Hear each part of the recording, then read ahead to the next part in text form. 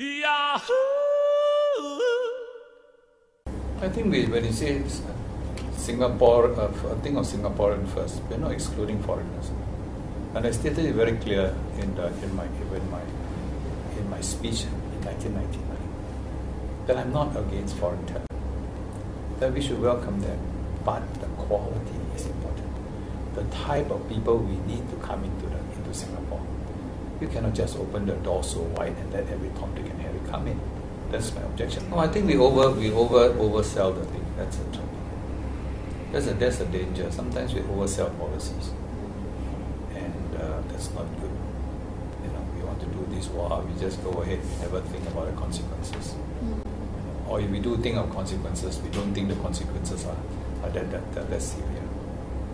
Because they don't realize that you bring in too many people, there's a lot of social problem accompanying it. My thinking is always, whenever we do anything, sometimes must sit back and consolidate your position first before you move another step forward. When you sit back and reflect and consolidate, there'll be less errors. Oh, that's a right move to do.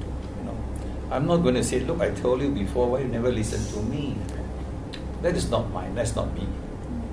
If at the end of the day we realize that something can be changed, it's okay. We'll change it.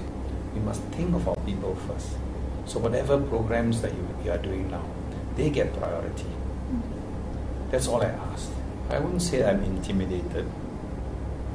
I think that's because I've already been in the GE for 6 times, and I know how to work the system, and I know how to, over the years with all my old friends, we know how to win elections. Yes, I think I wouldn't say intimidated, we feel that we are a little bit disadvantaged, because we don't have good media to support me. I said, never mind. I said, the important thing is at the end, we've got to win the people's trust. And if the people really trust me, I think they'll vote for me. We have a very set program of campaigning. There's no need to get so worked up by what your opponents are doing. They have their own way. We will work according to our planned program. Of course, we have problems getting like a mess. We need big numbers of people to help us to distribute our pamphlets, to go down with me to all the MRT stations. But so far we are quite lucky, because the net citizens out of the blue, they've come to help me. And I'm very cheered by the fact that now even young people can come and say, are you Dr. Tan?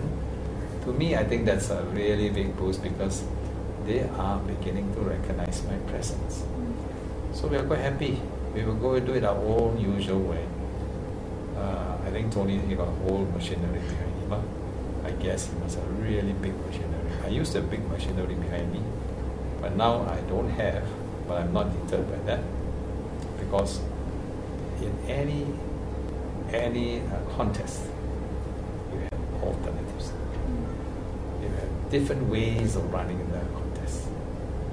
You cannot stick to the old style. You find new ways, and I found many other new ways, and I will use those new ways. Of course, one of them is media. There will be certain issues that cropped up. It's how you manage those issues. And I don't expect young people to automatically believe me. So along the way, people will see you, how you manage the issues. Because I'm sure there will be many, many issues. And managing issues is an art form. And making the correct decisions. You don't expect a young chap to come forward and say, I trust you. I never expect that.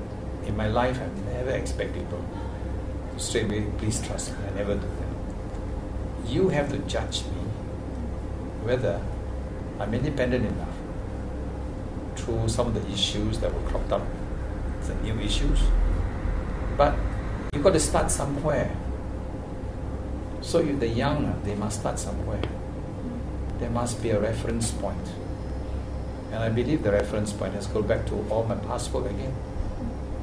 You cannot, I think it's impossible to divorce the two.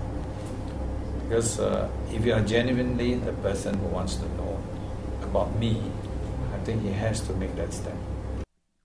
Yahoo!